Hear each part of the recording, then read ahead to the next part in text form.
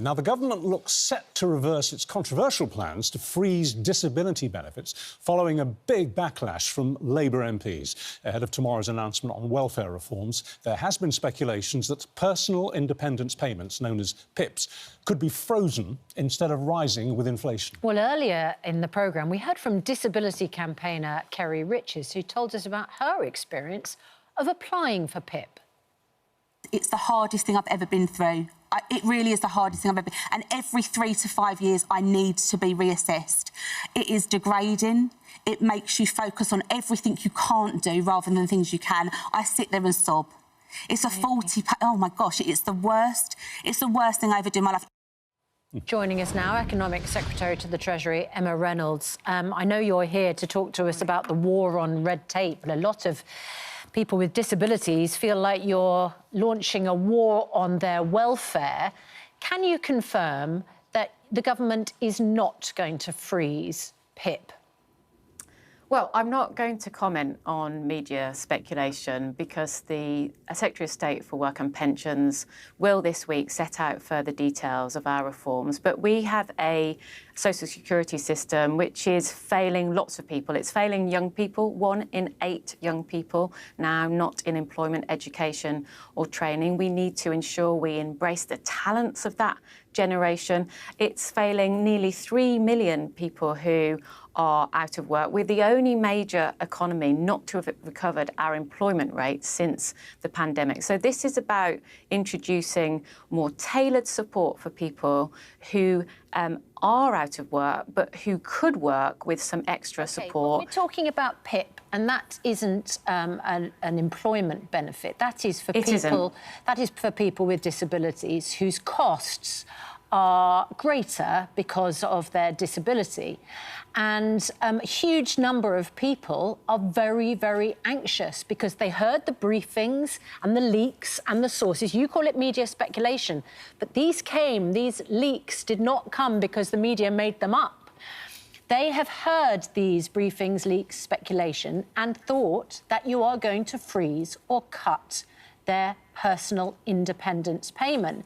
It's very easy, therefore, to just rule that out. Well, as I've said, I'm not going to make an announcement on this morning because the Secretary of State, Liz Kendall, will be doing that later this week. But what I can say to reassure you and the lady you had on earlier is that those with severe disabilities and the most vulnerable will always be protected. We are reforming the system precisely because we believe in the safety net. We invented the safety net back in 1945 when the Labour government back then created the welfare state. All of our reforms will be according to our values of equality and social justice, but we also believe in the dignity of work, and we know that the current system is very binary.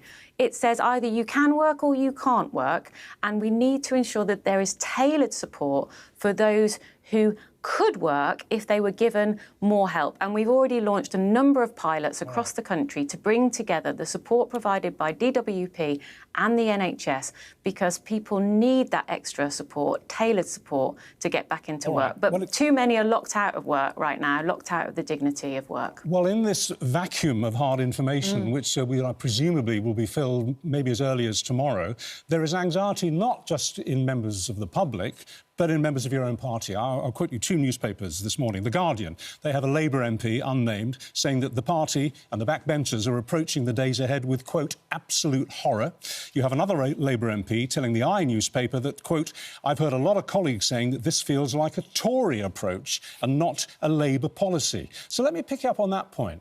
Did people who voted Labour a few months ago, have they ended up with a Tory government?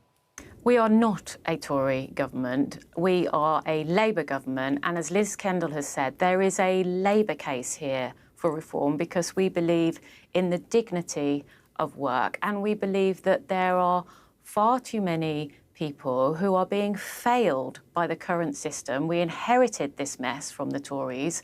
There was no plan from them to reform it in any significant or meaningful way. And as I've said, the current system is too binary. What do you say to people who say that the Labour Party in the last couple of months has effectively stolen the Conservatives' clothes, and not to mention summer reforms underwear as well? Well, I'd say that's complete rubbish. We had a Labour budget last year that raised taxes on business, and that was obviously controversial and difficult, but we did so because we had to restore economic stability. We had a £22 billion fiscal black hole, and also we are determined to deliver on the change that we promised the British people, to get the NHS back on its feet, to invest in our schools and in our hospitals, and to put more police on the street. And the economy shrank in January, so how do you feel that's working out for you? Well, we have had a difficult inheritance. We've had stagnating economic growth for over a decade, and we haven't been able to turn that around in 8 months, but we are laying the foundations to kickstart economic growth, which is why today we are launching a regulatory action plan, and regulators are coming in to see the Chancellor in Downing Street, because we need to streamline regulation, get rid of duplication, which we have talked about last week, obviously, in terms of folding NHS England back into central government, into the Department of Health and Social Care, because we had too much duplication between the Department of Health and NHS England. Can I just also, you're going to, are you summoning regulators to Downing Street to tell them that they're axed? Because, as you suggest, you know, a number of regulators are for the chop.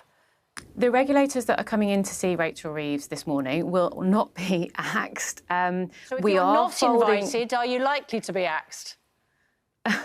There are many regulators in the country who are not being invited today, because that would be a very large room in Downing Street or the Treasury. We are folding some regulators into existing regulators. That is to streamline procedures. It's to make sure that companies who want to set up and do business here don't have to jump through 2 hoops. They only have to jump through 1 hoop. OK, that so is a common sense approach. what are you going to do about the 27 new quangos and regulators that you've set up since you were elected? You've got a Regulatory Innovation Office, a National Infrastructure and Service Transformation Authority, the Great British Energy, Mission Control, National Energy System Operator, Solar Task Force. As you say, I mean, there's not even a room big enough to accommodate the regulators that you've established, just as you say that you want to get rid of them. There are specific reasons to set up some of those bodies. Border Security Command is about tackling the people smuggling gangs. We think that is the right thing to do. There's been an independent body set up to administer the compensation scheme for the blood scandal, the infected blood scandal. We think that is the right thing to do. But overall, we think that there is a case for folding some regulators into others. We announced last week we are folding the payment systems regulator into the Financial Conduct Authority. We are folding the regulator for companies of community interest into Companies House, so that those companies don't have to jump through 2 sets of hoops. They only have to go to Companies House. There is a common sense approach here, but what we want to do, our overall ambition, is to make the UK the very best place in the world to do business. And also we're taking forward ambitious reforms to our planning system so that we can get 1.5 million homes built and major infrastructure projects off the ground. Just give us one brief example of the kind of red tape that you want to cut through. Give us a hard example. So, for example, today we are announcing that applicants who are applying for major infrastructure projects will only have to apply to 1 environmental regulator, not a range of those. And we are streamlining some of the requirements around the protection of bats and other species. That's not to say we don't want to protect those species, of course we do, but it shouldn't take hundreds and hundreds of pages of application to do so. Okay. So that's what we're doing today. We're streamlining requirements for business so we can get spades in the ground to build infrastructure, and we can build the homes that we need. OK, well, good luck with that. Thank you very much indeed for your time.